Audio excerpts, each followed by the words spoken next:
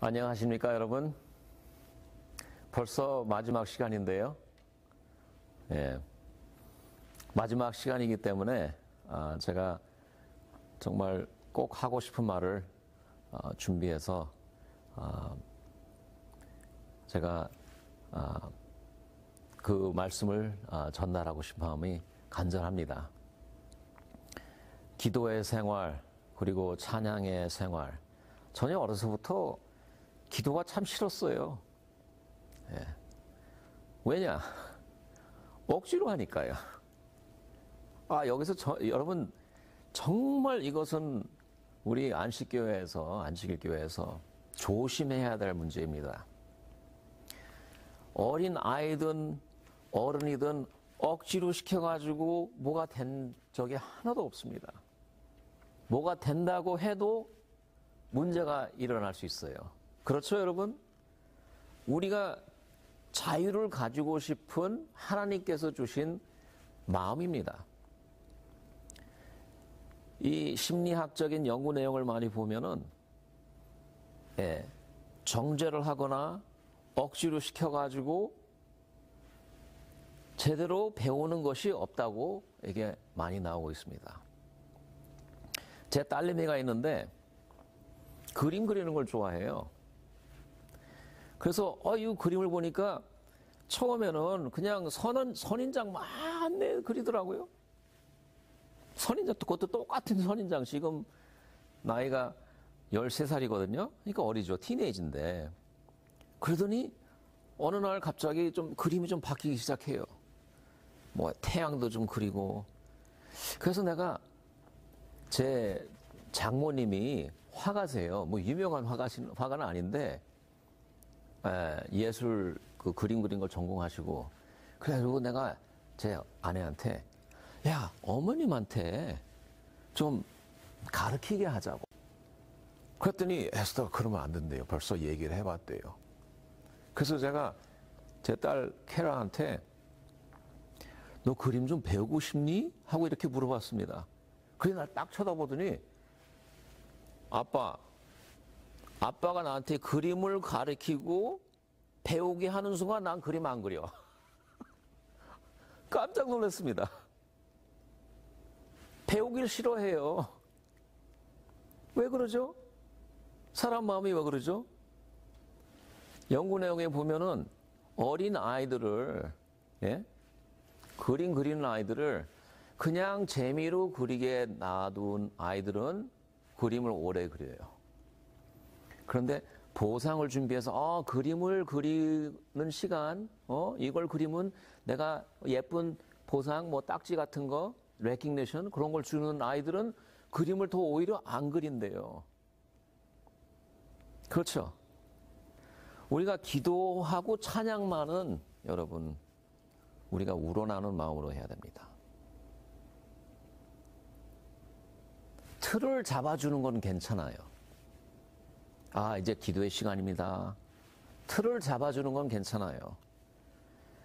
그런데 특히 어린아이들 또 뭐 어른들 그렇지만 기도를 억지로 하게 하고 기도가 없으면 찬양이 없으면 이렇게 얘기를 해서는 안 되는 것입니다. 우리가 너무 억지로 그렇게 하면은 종교의 쇠사슬을 하나 더 만드는 그러한 역이죠. 그래서 우리가 예수님을 만날 때 여러분 예수님을 우리가 다 사랑하죠? 사랑하는 이유가 지난 시간에 제가 어떻게 제 경험을 말씀드렸냐면 또 제가 이해하는 것을 어떻게 말씀드렸냐면은 예수님께서 우리에게 주는 자유가 세 자유가 있다고 말을 했습니다. 우리의 마음과 몸을 묶어두는 쇠사슬이 세 종류가 있다고 했죠.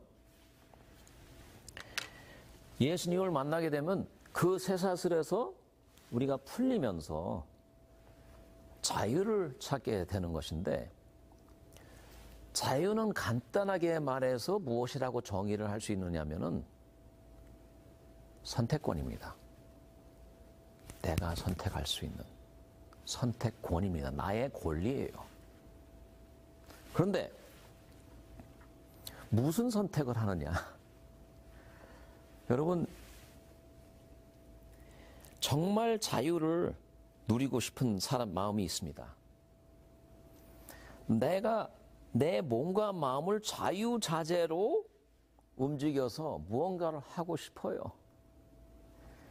그런데 그런 자유를 누리기 위해서는 무엇이 필요하죠? 디시플린, 훈련이 필요해요. 그렇기 때문에 우리 마음 안에 율법과 체계, 우리가 꼭 이렇게 해야 된다는 그런 방식이 필요한 것이에요. 자유롭게 살고 싶으면은, 우리가 율법을 따르고 싶은 마음이 생겨야 한다는 것이 정상이에요. 여러분, 내가 정말 피아노를 좀 잘 쳐봤으면. 우리 아이들도 재미가 있어가지고는 아들은 첼로를 가지고 뚱땅뚱땅 하면서 또 제 딸내미는 바이올린을 친구들이 하고 학교에 오케스트라가 있으니까 하면서 계속 또 시끄럽게 막 하더라고요. 그래서 제가 또 살금없이 다가가가지고 뭐라 그랬냐면은 레슨을 좀 받아라. 그랬더니 안 받겠대요.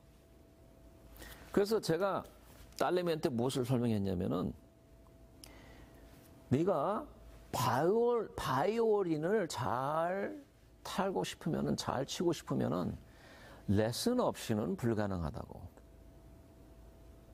그것도 싫대요.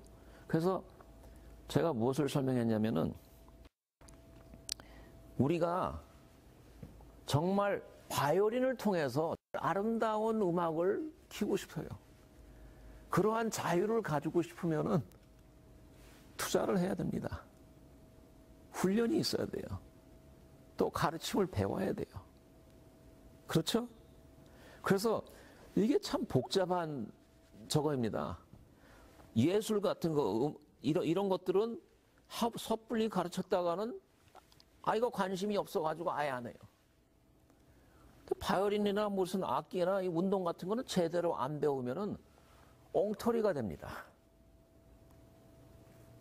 그렇기 때문에 저희가 자유에 대한 개념을 잘 이해해야 돼요. 저는 이렇게 정의하고 싶습니다. 자유를 많이 누리는 사람들은 레퍼토리가 깊습니다. 레퍼토리가 깊다는 것은 무엇이냐면은 자기가 선택할 수 있는 활동의 범위가 굉장히 넓다는 것이에요. 모든 상황에서. 자유가 없는 사람은 레퍼토리가 굉장히 얇아요. 그래서 무슨 상황에 닥치면은 자기의 반응과 활동이 굉장히 축소돼 있어요. 예를 들어서 하고 좋으면 너무 좋다고 그러고, 또 화가 나면 불순 화를 내고, 이게 들끓는다고 그러잖아요. 레퍼토리가 굉장히 좁아요. 제 어머니가 저한테 맨날 하는 소리예요. 형거리 너는 좋으면 너무 좋다고 이러고, 또 화가 나면 얼굴에 그게 다 나타난대요. 저는 감서적으로 레퍼토리가 좀 좁은 것 같아요. 근데 그게 제가 제 잘못이 아니거든요. 제가 어머니한테 엄마가 그렇게 키웠잖아. 나도 답답해. 나도 화가 날 때 좀 다른 방식으로 반응을 해봤으면 좋은 생각이 듭니다. 여러분 그렇게 생각해보지 않으셨어요? 화가 누가 나한테 열받게 하는 거예요. 그런데 그냥 욱 하는 대신 다른 방식으로 이걸 좀 반응을 해봤으면, 그런 생각 해보셨어요? 다른 방식으로 반응을 할 수 있는 레퍼토리가 깊은 사람이 있습니다. 제가 예를 하나 딱 들어드릴게요. 아주 단순한 예인데, 제가 얼마 전에 친구들하고 제 와이프 에스더하고 커피를 마시러 아침에 여기 동네에 그 템플 커피라는 데가 있거든요. 거기 가면 빵도 좀 나오고 또 여러 가지 음료수도 나오고 주말에 일요일 아침에 이렇게 따스한 날에 요새는 안에 들어가서 못 먹잖아요. 그래서 바깥으로 앉아 있는데 이 그늘진 데가 딱 한 장소예요. 그러니까 사람이 없어. 너무 더우니까. 그런데 거기 그늘 안에 밑에 3명이 앉아서 자기네들 이제 좋은 시간을 가지고 있어요. 그 바로 옆에 앉으니까 그늘이 조금 지고 그래서 나는 이제 떼양볕에서 앉고 여기 친구들을 거기 앉게 하고는 이제 저 사람들이 가기를 기다리고 있었습니다. 한 15분, 20분 되니까 그 사람들이 일어나요. 그럴 찰나에 다른 사람들이 와서 그 자리를 또 노리는 거예요. 그런 경험 해보셨죠? 네, 좋은 자리가 있는데 거기를 먼저 가서 그래서 우리도 이제 그 자리를 기다리고 있고 그래서 나도 이렇게 일어나려고 하는데 그 새로운 사람이 와서 내가 일어나는 눈치를 보고는 이 못된 아줌마가 나한테 뭐라 그러냐면 we're gonna go sit there in the shade. 거기 저 그늘진데 우리가 가서 앉을 겁니다. 이렇게 미국 사람이 그렇게 얘기를 하는 거예요. 가만히 생각을 해보세요. 저 열받잖아요. 누가 그늘을 원하지 않은 사람이 어디 있어요? 나도 원하고 니도 원하고 다 원하는데 그러면 선착순으로 그늘을 차지해야 되는 거 아니겠어요? 근데 선착순도 없이 쥐가 나중에 온 사람이 삐지고 들어가서 그늘을 차지하겠대요. 열이 불끈 나잖아요. 그런데 저는 열날 때마다 무슨 생각을 하냐면은 저 사람하고 싸워서 뭐가 이득이 될까? 예? 그러고는 저는 참습니다. 이 우리 그리스도인들이 그 참는 마음은 이게 좋은 마음이 아니에요. 참는 마음은 무엇이냐면은 내가 그 상황에 알맞은 활동과 리액션이 있습니다. 그 리액션을 잘 못할 때에 그 상황을 잘 감당하지 못하기 때문에 그냥 지는 척하고 수그러드는 마음이에요. 제가 다른 사람이 그 자리를 차지하려고 그럴 때 화가 나잖아요, 속으로. 이 얄미운 놈들. 저런 것들이 다 있어. 그러면은 지금 말이지만 그냥 살짝 말을 하면 돼요. 그런데 그 순간 발끈하는 화가 나니까 제가 이제 설명을 드릴 텐데요. 말문이 막혀요, 바보같이. 제 와이프가 옆에서 그걸 보고 어처구니가 없이 저를 쳐다보는 거예요. 제가 이렇게 일어나서 그쪽으로 가려다가 이 사람이 우리가 거기 앉을 텐데요 이렇게 말을 들으니까 제가 순식간에 뭐라 그런 줄 아세요? 오케이. 그리고 다시 앉는 거예요, 이렇게. 그리고 속으로는 바보같이 내가 왜 저런 말도 못하고. 그 찰나에 제 와이프 아내가 딱 그쪽 사람들 쳐다보면서 뭐라 그러냐면은 우리도 기다리고 있었는데요. 그 반말이라는 거예요. 그랬더니 그쪽에서 그러냐고 그러세요. 그러면 앉으세요. 이러면서 물러가는 거예요. 제가 그때 생각을 하면서 너무 좀 수치스러웠어요. 그런데 우리가 인간 관계, 이 세상을 살면서 분명히 알맞은 활동, 알맞은 액션이 있습니다.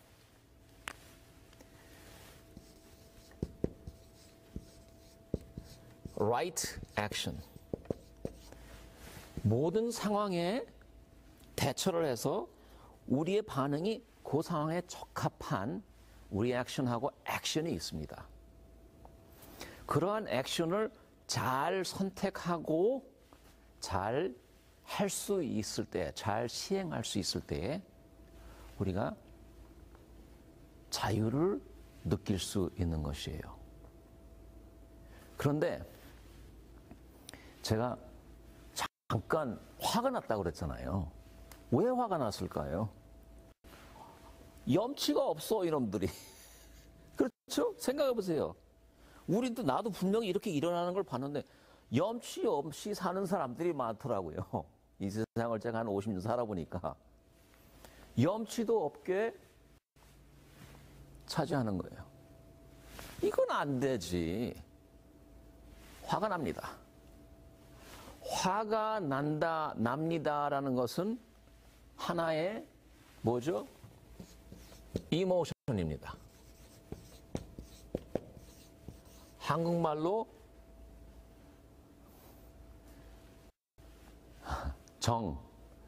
감정. 감은 느낄 감에 그 다음에 뜻, 정으로 나오더라고요. 감정입니다. 이모션. 그런데 여기 이모션에 함정이 있습니다. 먼저 우리 feeling하고 이모션하고의 차이점이 무엇일까요?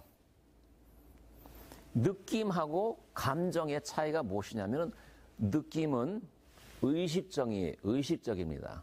conscious. 내가 무슨 느낌을 가지고 있는지 압니다. 그런데 여러분들이 잘 모르겠지만 감정은 우리의 이모션은 알 수도 있고 모를 수도 있다는 것입니다. 그래서 제가 제일 기분 나쁜 말이 뭔지 알아요? 제가 화가 났는데 제일 기분 나쁜 말이 뭔지 아세요? 당신 화났어? 내가 삐져 있는데 제일 듣기 싫은 말이 뭔지 아세요? 삐졌네? 이 말이에요. 왜냐하면은 내가 화가 났을 때, 저도 그래요.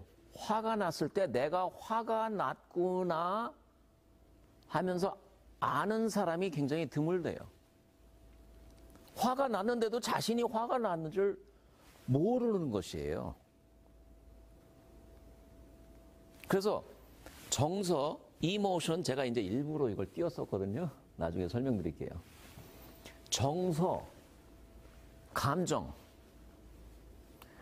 감정은 내가 이런 감정을 가지고 있다 알 수도 있고 모를 수도 있다는 것입니다. 그런데 의학적으로 내 감정을 잘 모르면서 사는 사람들을 일컬어 단어가 있습니다. 그 단어가 뭐냐면 요 밑에다 쓸게요. 왜냐면 여기 좀 나중에 좀 뭘 좀 쓰고 싶기 때문에. 알렉시타이미아라고. 타이미아는 feeling이거든요. 느낌. 타임이. 예. 렉스는 글을 쓴다는 말이고 A는 없다는 말이에요. 그러니까 내가 가지고 있는 감정을 내가 언어로 표현을 잘 못한다는 그러한 단어인데 그러한 사람들이 많아요. 그런데 연구 내용을 보면은 자기 감정을 잘 모르고 내가 무엇을 느끼고 느낌이 아니라 내가 뭐 어떠한 이모션, 어떠한 감정을 가지고 순간순간적으로 산다는 것을 잘 모르는 사람들은 만성 통증이 심합니다. 사람이 다쳤어요. 어떤 사람은 통증이 심해가지고 불구자가 되는 사람들이 있어요. 그런데 불구자가 되는 원인이 무엇일까? 제 분야에서 계속 연구해내는 내용입니다. 원인을 찾을 수 있으면은 원인을 방지를 할 수가 있잖아요. 사람, 여러분 들어보세요. 다쳤으니까, 상처를 받았으니까, 넘어졌으니까, 허리가 삐걱했으니까, 여기를 부닥쳤으니까, 교통사고가 났으니까, 내가 통증이 있죠. 이렇게 많은 사람들이 생각을 합니다. 연구 내용을 보면은 우리가 어떻게 다쳤던 거, 어떻게 얼마나 심하게 다친 것하고 나중에 얼마나 불구자가 되냐고 이 연관성이 없다는 내용이 자그마치 200개나 돼요. 그런 연구 내용이. 다른 원인이 있다는 것이에요. 사람이 많이 아프고 만성 통증이 오고 그 원인 중에 하나가 알렉시타이미아입니다. 내가 무슨 정서, 무슨 감정을 가지고 삶을 사는지 잘 모르고 사는 사람들이 있습니다. 저도 그래요, 저도. 제가 좀 불쾌하잖아요. 예? 불쾌한 일이 한두 번이에요, 여러분. 인생 살아보세요. 의사 해보세요. 목사 해보세요. 장로 해보세요. 집사님 해보세요. 가정 어머니가 돼보세요. 불쾌한 일이 한두 번이 아닙니다. 사람이면 스트레스를 받게 돼 있어요. 그런데 많은 사람들이 내가 무슨 감정을 느끼는지 잘 모르고 산다는 것입니다. So what? 아이, 불쾌한 감정 내가 모르고 그냥 지나가면 오히려 더 편하겠네. 그렇게 생각할 수 있는데, So what이 무엇이냐면은 제가 레퍼토리를 얘기했잖아요. 자유를 가지고 사는 사람들은 레퍼토리가 넓다고. 예? 여기 감정은 무엇이냐? Emotion. 감정의 정의가 과학적으로 감정의 정의가 무엇이냐면요. 그 다음에 모션입니다. 여기에 움직임, 액션이 담겨 있어요. 그래서 감정, 이모션은 우리가 과학자들이 6개 내지 8개로 미만돼 있어요. 뭐 두려움, 뭐 기쁨, 그 다음에 anger, 그 다음에 disgust, 혐오함, 그 다음에 sadness. 그래서 이 이모션은 감정은 굉장히 스페시픽한 우리 몸에서 나타나는 우리 경험입니다. 느낌이에요. 그런데 every emotion, 우리의 감정에 모션이 담겨 있어요. 화가 나면 불끈하잖아요. 그럼 벌써 근육이 싸우려고 달려들던가 아니면 도망가려고 두려움도 그렇죠. 혐오증은 nauseous, 벌써 몸이 구토를 하려고 준비를 하고 있습니다.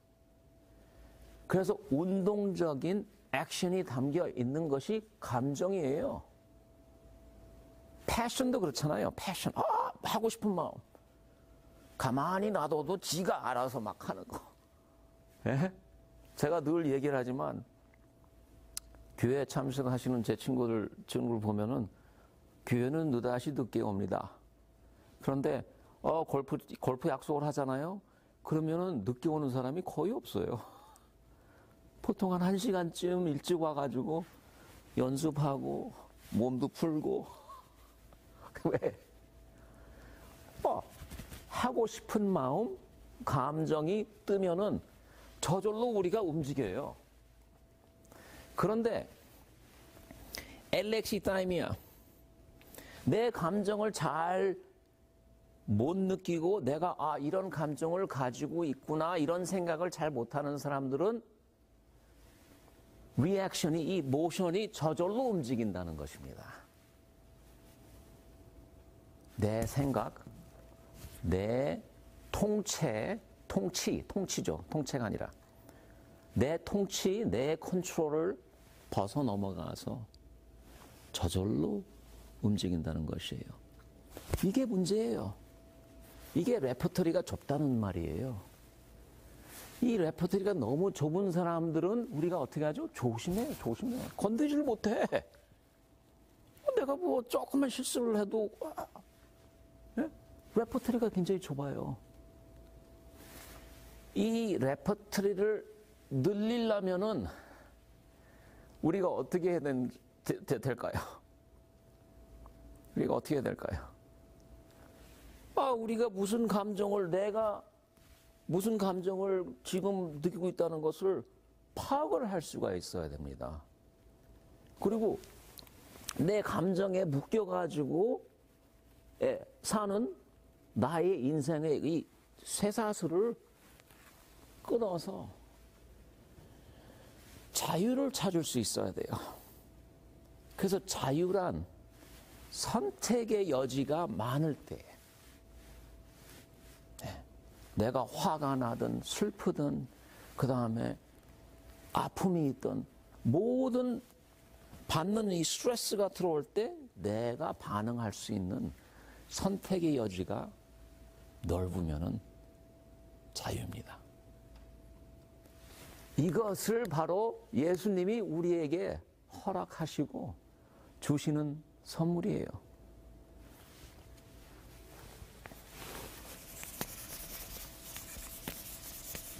그래서 세 가지의 사슬이라고 제가 이야기를 했죠. 처음은 죽음의 사슬에서 저희를 구원해 주십니다. 그 다음에 죄책감, 그 다음에 자신, self.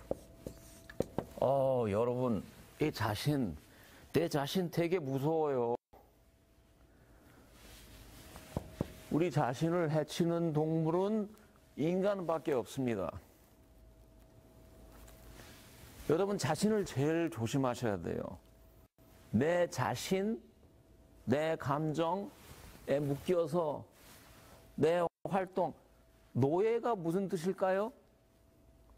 자기가 해야 할 활동, 매일매일 해야 할 활동이 자기가 통치를 하는 것이 아니라 자기가 원하는 대로 하는 것이 아니라 남이 하라는 대로 해야 돼요. 그것이 노예예요. 자신의 감정에, 이모션에 묶여서 꼼짝 못하고 자신의 생각에 눌려서, 제가 지난 시간에 디폴트 모드, 내가 아무 생각 없이 있을 때 돌아가는 자신에 대한 생각, 여기에 묶여서 꼼짝 못하면서 사는 사람들이 수다입니다. 예수님을 만나고, 여러분 이제 기도, 찬양에 대해서 우리가 호흡 관리를 통한 의식적인 호흡을 통해 기도의 생활과 찬양의 생활을 순식간 매일매일 할 수 있다면 우리에게 예수님이, 하나님이 허락하신 자유가 있습니다. 이 쇠사슬에서 우리를 자유케 하십니다. 죽음, 이걸 제가 이렇게 설명해 드리겠어요. 코탈즈 신드롬이라고 아주 희귀한 신드롬이 있습니다. 이거는 우울증이 너무 심해가지고 이 정신적으로 모든 게 다 분산이 되면서 깨지면서 망가져서 아주 희귀한 망상에 빠진 그러한 환자들인데 굉장히 드물어요. 그리고 우리 두뇌 안에 인솔라라고 이 두뇌 옆에 템포럴 로브 그 안에 들어가면 이렇게 좀 굽어진 부분이 있거든요. 그 부분의 양쪽에 뇌졸중이 온 환자들이 드물죠. 코탈즈 신드롬을 앓을 수가 있습니다. 이것은 무엇이냐면은 망상이 있어요. 나는 죽었습니다 하는 망상이에요. 그리고 뭐라 그러냐면은 나는 죽었어. 당신 나한테 얘기를 하는데 아니요, 나는 죽었어요. 그리고 내 몸이 썩는 냄새가 납니다 하라고 말을 합니다. 아니, 이게 도대체 무슨 신드롬일까요? 무슨 질병일까요? 과학자들이 하는 말은 두뇌가 너무 깊숙한 디프레션, 우울증에 빠지면은 몸에서 나오는 느낌, 우리 필링이 있습니다. 여기 필링, 여기 이모션하고 감정하고 필링이 있는데 그 필링이 다 차단이 돼버려요. 그리고 양쪽에 인솔라라는 부분에 뇌졸중이 오면은 몸에서 오는 인포메이션이 차단이 됩니다. 뇌졸중이 이게 연결이 안 돼가지고요. 그러면 두뇌가 미쳐버려요. 분명히 내가 살아있으면 나한테서 몸에서 느낌이 나와야 되는데 못 느끼겠어요. 그러면 두뇌가 생각이 망상에 빠지게 됩니다. 아, 내가 죽었으니까 그렇구나. 그리고는 냄새가 나는 거예요. 자기 몸에서. 썩는 냄새가 난대요. 콜프스, 시체같이. 우리가 여러분 몸에서 나오는 느낌이 있습니다. feeling이 있어요. 그리고 정서가 있어요. 정서. 무드가 있습니다. 그러한 느낌과 무드가 잘 매일매일 살아나서 나한테 긍정적인 체험을 못하게 되면은 우리 몸이 망가지고 우리 마음이 망가진다는 것이에요. 우울증에 망가지는 3가지가 있습니다.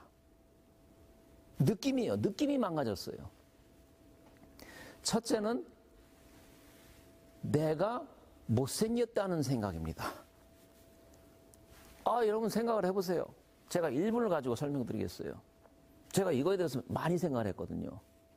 이렇게 생각을 해보세요. 여러분 제가 잘생겼습니까? 못생겼습니까? 다행히도 이 카메라를 쳐다보니까 답변이 없어서 편하네요. 내가 가끔 강의를 할 때 특히 미국 사람들 너무 솔직해 걔네들은. 한국 사람들은 제가 이런 질문을 많이 해봤는데 다들 그냥 피식 웃지 뭐 이렇게 손드는 사람 하나도 없어요. 제가 못생겼습니까? 못생겼다고 생각하는 사람 손 들으세요. 제가 이렇게 쳐다봅니다. 한국 사람들은 다들 착해가지고. 근데 미국 사람은 가끔 소를 번쩍 들어 이놈 새끼들이. 그런데 내가 잘생겼는지 못생겼는지를 어떻게 판단을 할까요? 어떻게 알 수 있을까요? 옆에는 누가 그러더라고. 겨울을 쳐다보래요. 그런데 잘생긴 사람도 거울을 쳐다보면은 내가 못생겼다고 생각하는 사람들이 수다예요. 이제 시간이 없어가지고 여러분 제가 무슨 말인지 알잖아요. 그래서 저 같은 경우는 그냥 믿기로 했어요. 누구를 믿냐면 제 엄마를 믿기로 했어요. 왜냐하면 우리 엄마는 제가 이 세상에서 제일 잘생긴 남자래요. 우리 아버지도 있습니다. 제 남동생도 있어요. 근데 제가 제일 잘생겼대요. 저는 그냥 믿기로 했어요. 잘생긴 놈으로. 내가 잘난 놈인지 못난 놈인지 느낌이에요, 여러분. 이론으로 따질 수가 없습니다. 믿음, 사랑은 당연하죠. 사랑이 느낌이에요.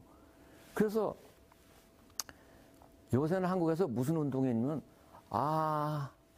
아들아, 나는 아버지로서 널 정말 사랑해. 그런 말하기 운동입니다. 옛날에는 어떻게 생각했냐면은 사랑하는데 그걸 맨날 못하라고 말을 해. 그렇게 생각을 했잖아요. 내가 당연히 사랑하는 건 못 봐? 내가 왜 매일 이렇게 열심히 일하고 돈 벌고 너를 먹이느라고 이렇게 고생하느냐? 내가 사랑하니까. 묻지 마, 귀찮게.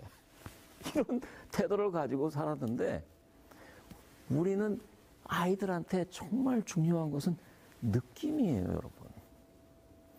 매 순간순간 하나님의 사랑과 예수님의 복음, I accept you as you are. 당신 자체 그대로 나는 모든 걸 다 받아줄 수 있습니다. 이러한 사랑의 전달을 순간적으로 해야 돼요. 말로, 행동으로, 접촉으로.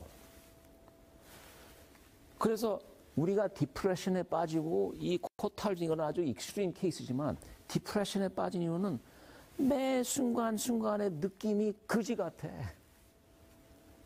힘들어요.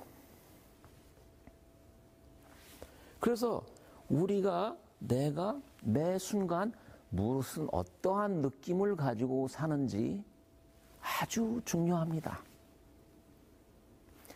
결혼 생활에서도요. 성공적으로 사는 결혼 부부가 있는가 하면은 망하는 부부가 많잖아요. 뭐 미국에서는 50%가 다 이혼을 한다고 하지만, 예? 잘 사는 부부는 서로 궁합이 잘 맞는다고 그러잖아요. 한국말로는 인꼬 부부라고 그러잖아요. 사실 따져보면은 인꼬들도 사이가 별로 안 좋대요. 예? 인꼬들도 그런 새들도 서로 이렇게 막 인꼬 부부같이 이렇게 했지만 뭐 1년에 한 번, 몇 년에 한 번씩 파트너를 갈아버린대요.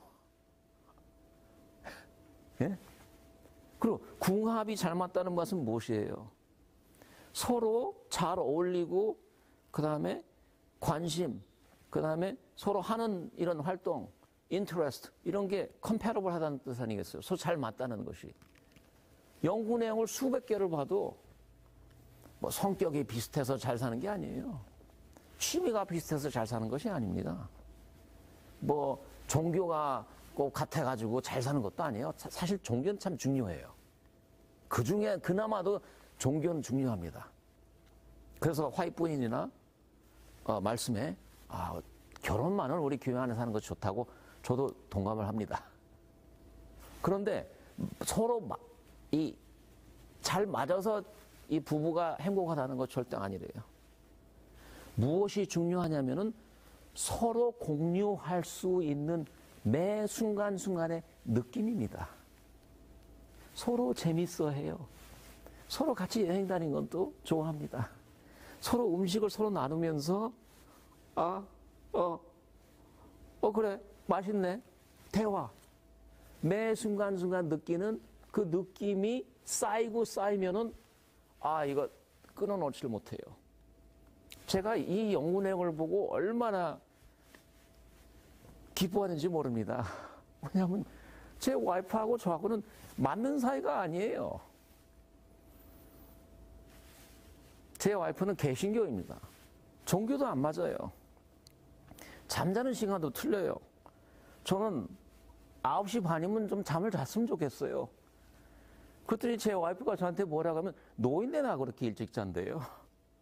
저는 아침 새벽 3시, 4시면 정신이 좀 맑아지고 금방 일어나는데 아침에 살짝 건드렸다가는 발로 뻥 차버려요, 저를. 시간이 맞질 않아, 잠자는 시간이. 안 맞아도 상관이 없습니다. 왜냐하면 우리 삶에 제일 중요한 것은 느낌이에요. 매 순간순간 우리가 좋은 감정을 가지고 살 수 있다면 정말 행복한 시간을 가질 수 있는 것입니다. 왜 느낌이 좋아야 하느냐?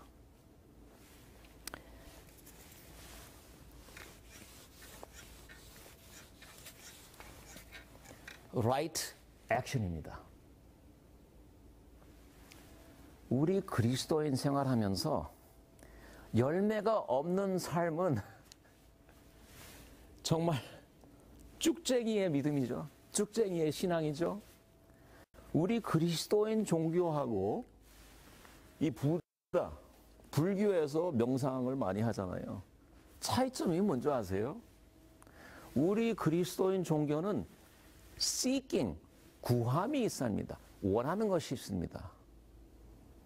seeking이 있어요. seeking. 구하라. 그러면 얻을 것이요. 메디테이션에서 제가 생각하기로의 약점이, 그러니까 이 동양 철학의 그 명상, 메디테이션의 약점은 무엇이냐면은 가만히 앉아서 자기 생각에 이 호흡은 관리를 잘하지만 액션이 부족하다는 것입니다. 예수님은 분명히 우리한테 너의 모든 것을 버리고 나를 따르라 했습니다. 액션이 담겨 있어요. right action입니다. right action을 가지려면은 우리 신체 내에 조화가 잘 이루어져야 돼요. 제가 알렉시 타이머라고 내 감정을 잘 모르는 사람은 무슨 현상이 있죠? 액션이 있긴 있는데 엉터리 액션이 나와요. 제가 설명했듯이 불쑥 일어나서 저쪽을 앉으려고 그러는데 누가 와서 그러니까 감정에 도입해가지고 예? 좀 불편하니까 불편한 감정이 있잖아요. 오케이 지고 말지. 그게 맞는 액션이 아니에요. 예? 맞는 액션이 아닙니다. 내 자신을 너무 죽여가면서 모든 거에 다 질 수는 없거든요. 예수님은 우리의 죄책감에서 우리를 자유케 하시고 또 우리 자신에서 자유케 하시나요? 쇠사슬을 끊어줍니다. 마지막으로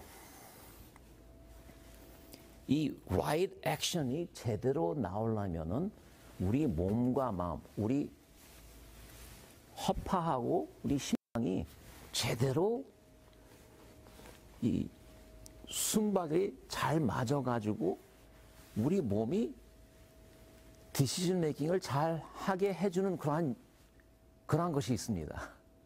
제가 지난 시간에 설명한 스마트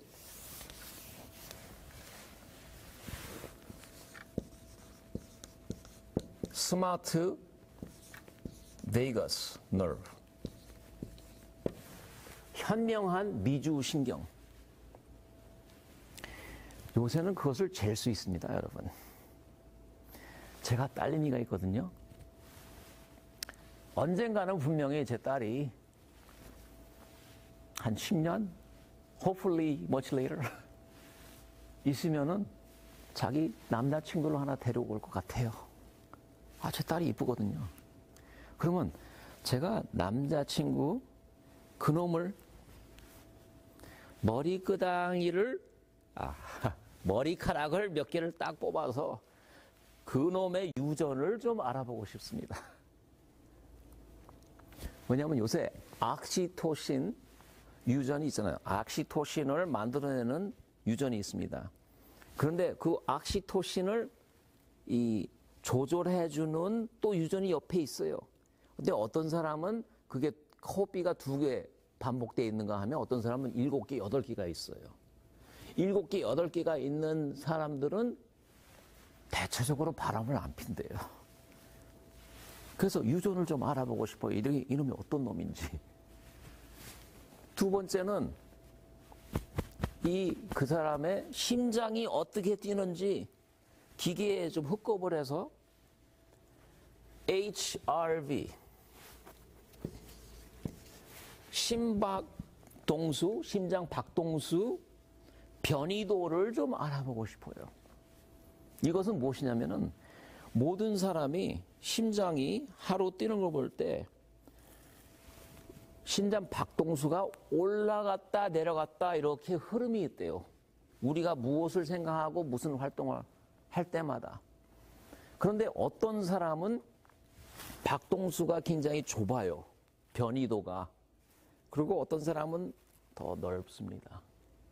그런데 박동수가 변이도가 넓은 사람은 간단하게 말을 해서 이 스마트 현명한 미주신경이 작동이 잘 된 사람들인데 사랑을 많이 받은 사람입니다.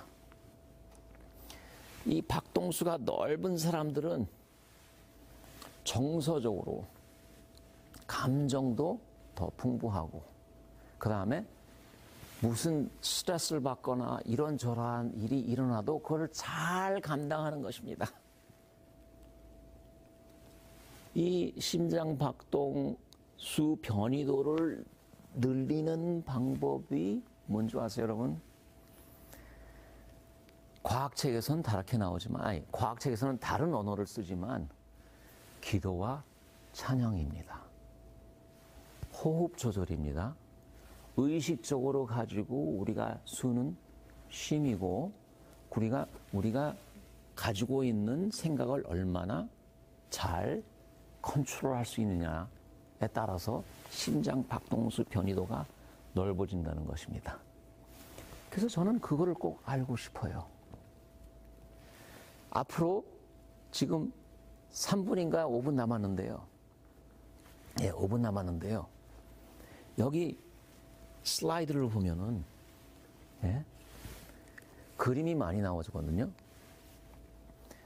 왼쪽에는 연설하는 사람이 나오잖아요. 우리 인간이 스트레스를 제일 많이 받는 활동 중에 하나가 연설하는 사람이 돼요. 보통 사람들, 저도 스트레스를 많이 받거든요. 근데 저는 좋아해요, 이것을. 예? 연설을 많이 해보는 사람들은 그 스트레스를 즐깁니다. 여기 스트레스 받는 사람들이 많이 나거든요. 낙하산 타보셨어요? 낙하산 타는 사람들도 몸에 스트레스를 받을 수 있어요. 그리고 여기 순경도 나오고 여기 뭐 특공대도 나오고 그러는데 그 사람들은 이제 뭐 사람을 쏴 죽이고 또 사람을 살리고 그런 총을 쏘고 하는 역할을 하니까 스트레스가 굉장히 큽니다. 그리고 공부하는 아이들.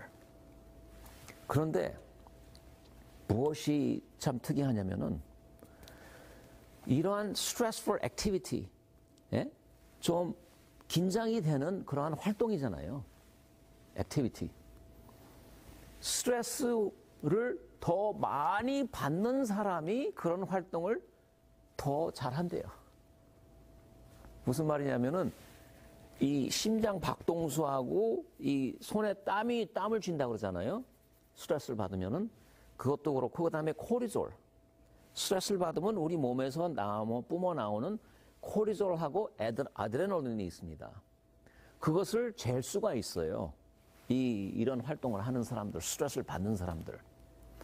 어느 사람들은 스트레스 호르몬이나 심장 박동수가 별로 스트레스를 몸이 잘 안 받아가지고 스트레스를 별로 못 느껴요. 어떤 사람들은 아주 활성화되어 있습니다. 반응이 커요. 두 사람들을 비교를 해보면은 스트레스를 많이 받는 사람들이 더 잘한대요. 그래서 스트레스는 우리가 젊을 땐 고생을 사서 하라는 말이 맞는 말인 것 같습니다.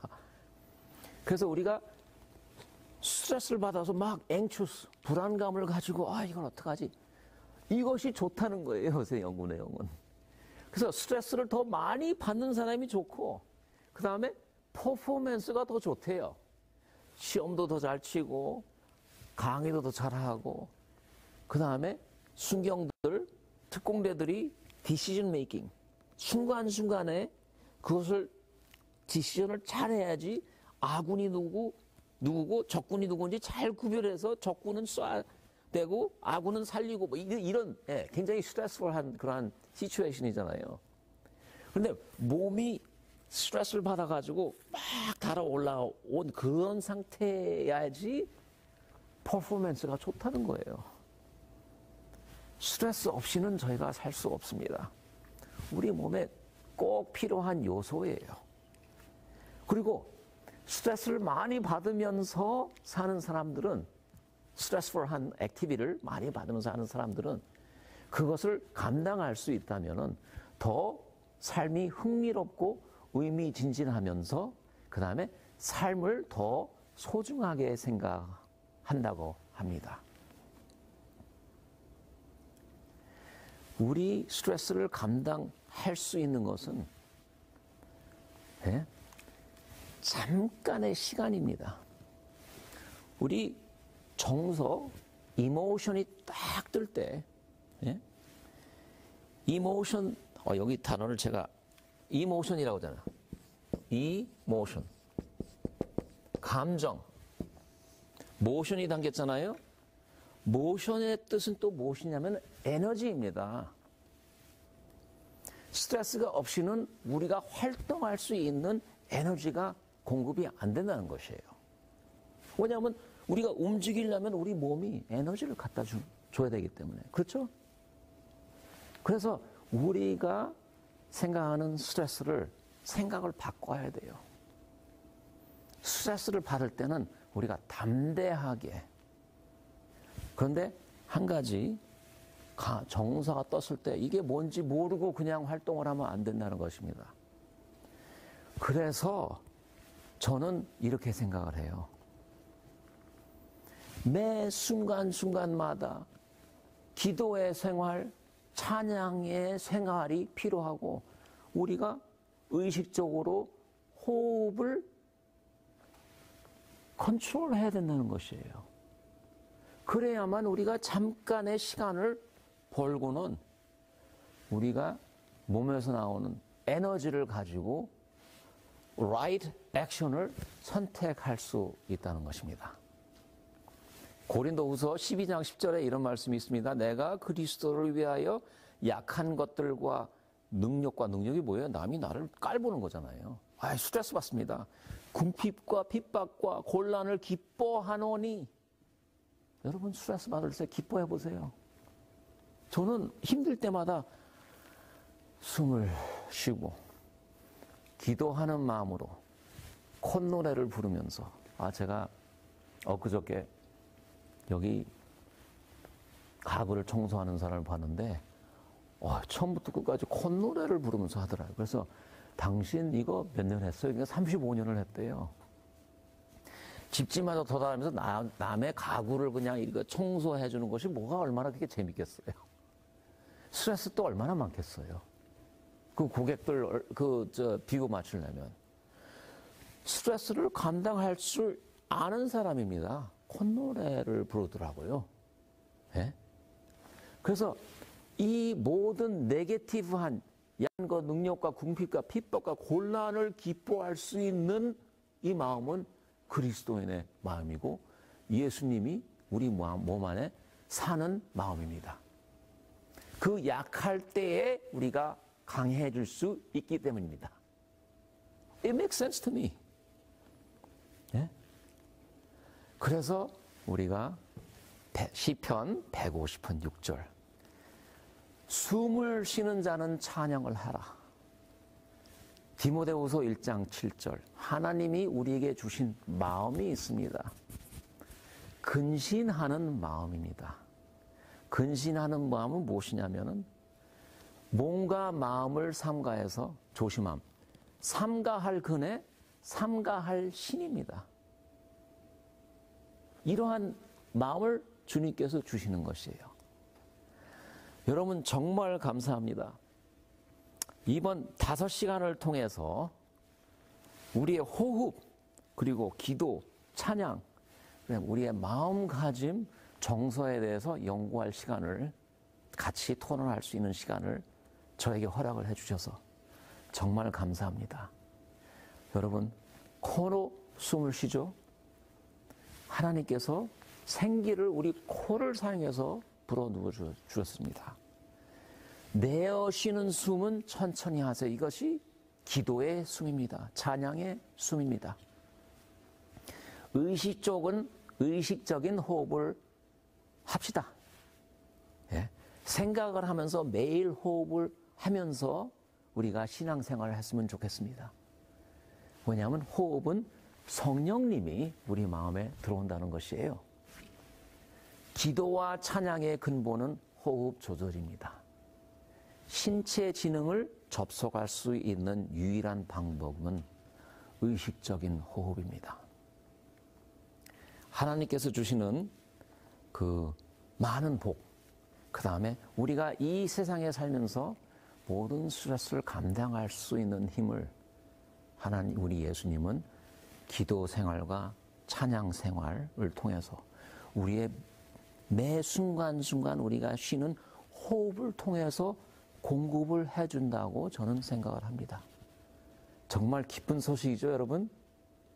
단순하지만 우리가 호흡을 생각하면서 호흡을 통해서 성령님이 우리의 몸과 마음으로 들어온다는 걸 생각하면서 매일 매순간 기도하는 생활, 찬양하는 생활로 신앙생활을 했으면 하는 것이 저의 마음이고 저의 기도입니다. 감사합니다. 네, 기도하고 마치겠습니다. 하늘에 계신 우리 아버지 감사합니다. 우리 호흡을 통해서 성령님이 역사를 하시고 우리가 기도와 생활 또 찬양의 생활을 할 때 이 세상의 모든 스트레스를 모든 아픔과 고통을 감당할 수 있는 믿음과 사랑과 희망을 저에게 주셔서 너무 감사합니다. 매 순간순간 여기에서 나오는 힘, 에너지를 놓치지 않는 우리의 그리스도인의 생활이 되게 도와주시옵소서. 이 부족한 저를 통해서 이러한 메시지를 또 전달해 주신 것에 너무 감사합니다. 이 듣는 모든 사람들에게 하나님의 정말 영원한 축복을 해 주시고 우리가 매일 순간순간 좋은 느낌으로 진짜 익사이팅한 삶을 살게 해 주셔서 너무 감사합니다. 이 모든 말씀 예수님 이름으로 간절히 기도합니다. 아멘.